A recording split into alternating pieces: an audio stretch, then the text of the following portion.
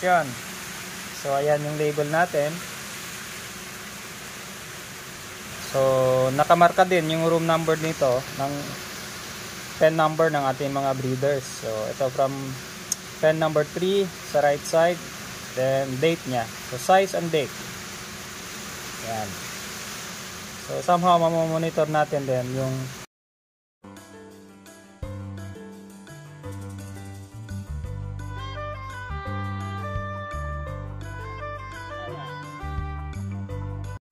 Yo, what is up mga kamanok? This is Pong once again of Footness Bugana Farm.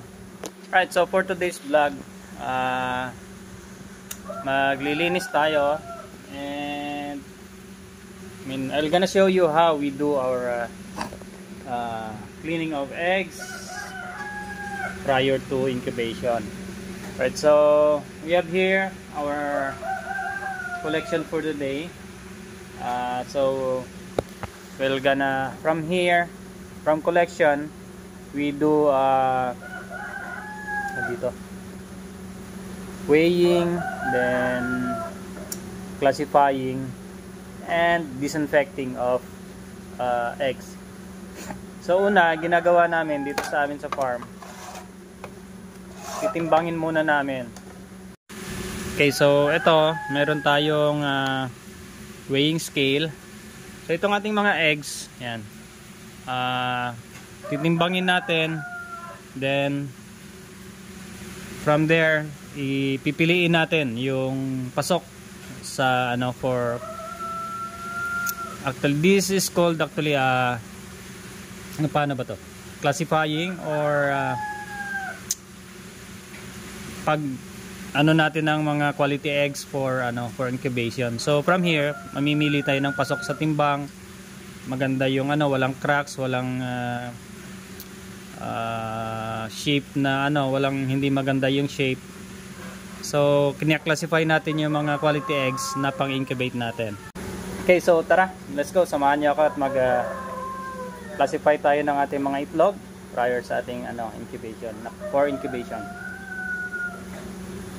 Okay, so we have here, so this one we label our eggs with the size and the date. So after ng weighing, then we do the disinfecting. Okay.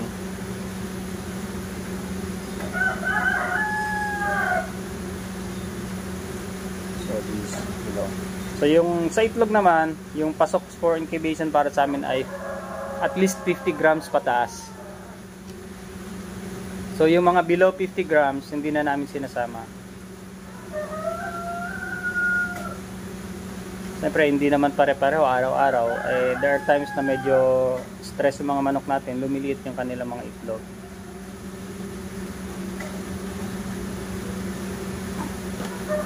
Kung nilalagyan natin ito ng date,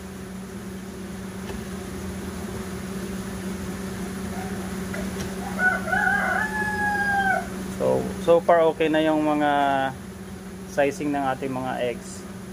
Majority na ay 50 grams pataas.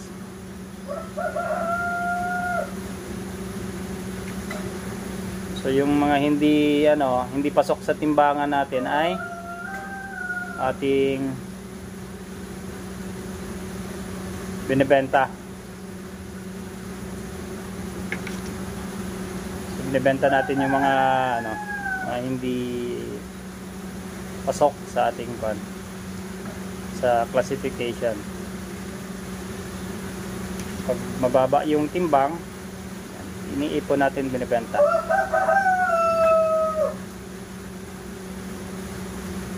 So pili lang. So hindi ibig sabihin dahil fertile yung itlog natin, lahat na yon natin ng i-incubate din, no? So this way, sa pag-classify ng ano, isa yung timbang, I mean, nasana yung timbangan nila, maganda rin yung hatch natin, malalaki yung sisiyo.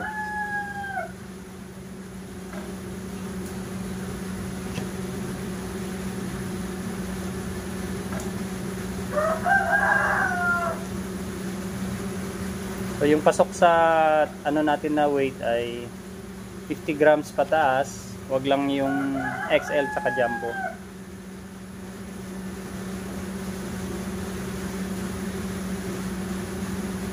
Kasi madalas yun hindi rin napipisa.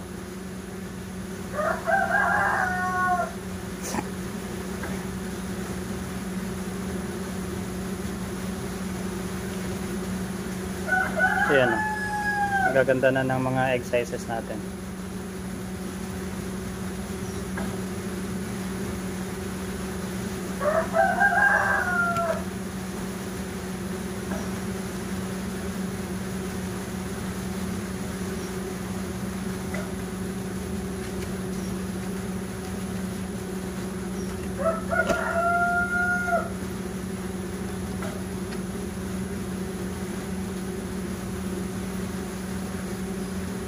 So habang titimbang tayo, tinitignan din natin yung mga features ng itlog, kung wala ba siyang mga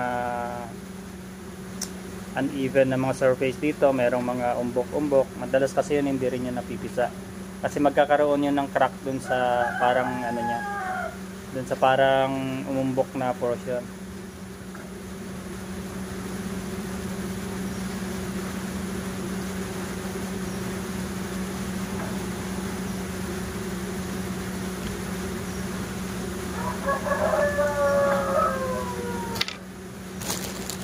Pup, pup, pup, may pup, pup, pup, may maduming itlog.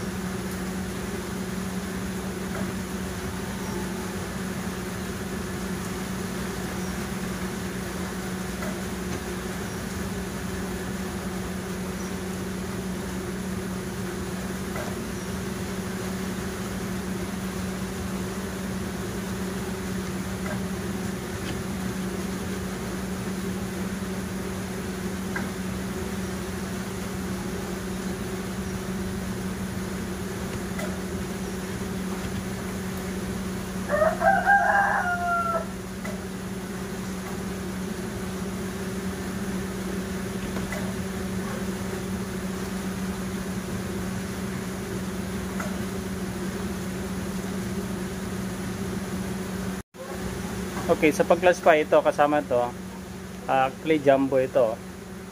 So, timbang niya ay 79. So, yan siya. Ito, hindi natin to sinasama. Okay, so, alright. So, sa paglinis naman, nagamit tayo ng cotton balls, and then tubig na may halo ng native na suka. So yung suka natin ay yung sukang nyog. So yung native walang halo. So yun lang ihalo natin sa tubig as ating pang disinfectant at panlinis at the same time. So itong idea na to nakuha natin sa senior na mga breeders natin, mga co-breeders natin kay Sir Tabarak Farms. So ito, paano kami maglinis. So sausaw lang ng konti rito, hindi kailangang basang-basa para hindi nagtutubig yung ating yung ating mga itlog.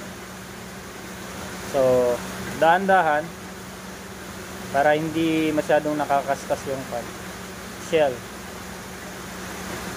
Ingat lang para hindi niyo mabitawan yung itlog. So kapag yung may mga dumi, yan, dahil ito, medyo madumi to, yan siya.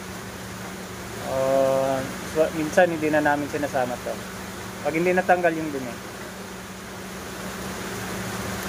Kaya importante din na yung timing sa pag-collect ng mga itlog para hindi siya masyadong nadudumihan, kasi minsan kapag napapabayaan natin dun sa hindi agad natin nakuha sa may nesting boxes, pag nag-itlog din yung ibang mga manok, minsan either mabasag siya or madumihan siya nung next na nangingitlog or mga ibang hens na nangingitlog pa. So ganyan lang kasimple. So kapag disinfectant lang, kapag hindi naman madumi yung ibang mga itlog, okay pang gamitin yung isang unlike neto, masyado nang madumi, so hindi na natin sa gagamitin ulit. We're gonna use different one, kuha tayong bago. So kapag malinis yung mga itlog, mas less yung ano natin, di ba? Mas less yung makakatipid din tayo sa panlinis. Ayan. Ayan ito. Ayan. So importante din na makolek natin ng mas maaga yung ating mga itlog. So hindi kailangan basang-basa para madaling matuyo yung ano, yung mga itlog. So after neto, kasi hindi kami yung salang namin ay every 15 days. So twice a month ang aming hatch. So itong mga itlog na nakolek namin after disinfecting, after dry up neto, pagkatapos namin mag-disinfect, i-store muna namin ito sa chiller for period of days until mabuo namin yung ma-reach namin yung 15 days na ano namin. So halimbawa salang kami on the first November 1, halimbawa sasalang kami November 1, ang kasunod naming salang ay November 16 or November 15. So pwede mong i-collect from November 1 hanggang November 15. So yung mga itlog from November 1 to November 14, ini-store namin sa chiller to preserve yung fertility. Kasi madalas kapag naka room temperature lang, minsan 3 to 5 days lang okay pa yung itlog. Beyond that, sobrang baba na yung namamatay na yung similya. So kailangan natin gumamit ng chiller para ma-preserve ang ating mga similya ng ating mga manok, para hindi sayang yung storage natin. Kasi pag nag-store tayo tapos naka room temperature lang, halimbawa gaya niyan 15 days yung storage mo bago ka magsalang, most likely dyan baka 30% lang yung mapipisa, kasi majority dyan wala nang similya, mamamatay kasi pabago-bago yung temperature natin. May days na sobrang init, may days din na medyo malamig. So yun, kaya importante yung storage ng mga fertile eggs natin nasa chiller.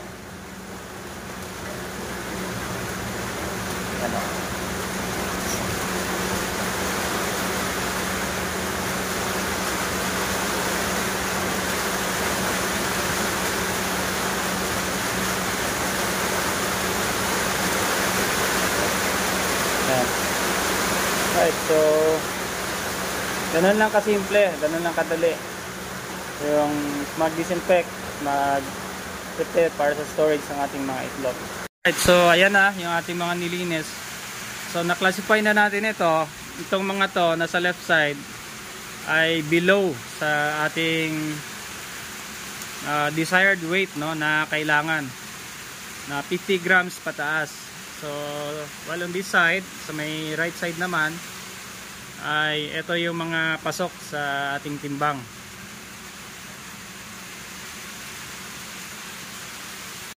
Okay, so yun lang muna sa video ito guys. Sana nakatulong ito sa mga gustong maging breeders, or sa mga nagbi-breed, makatulong itong video ito para sa inyo. Yung proper storage, importante din para maganda pa rin kahit paano yung ating hatching. So, yun lang muna. Thank you so much for watching this pong Goodness Bocana Farm. Bye-bye. So, ayan. Simple lang yung gamit natin sa ating pag-classify ng mga itlog bago natin i-store sa chiller. So, ayan. Panlinis natin. Cotton balls. And weighing scale para sa classification ng mga itlog, malaman kung pasok sa timbang. Doon yung panlinis natin, mixture ng water na may kasamang vinegar or suka, native na suka yung gamit natin. Yan. So ayan, markado na yung ating mga itlog after the disinfection. So ayan yung label natin. So nakamarka din yung room number nito ng pen number ng ating mga breeders. So ito from pen number 3 sa right side, then date niya. So size and date. Ayan.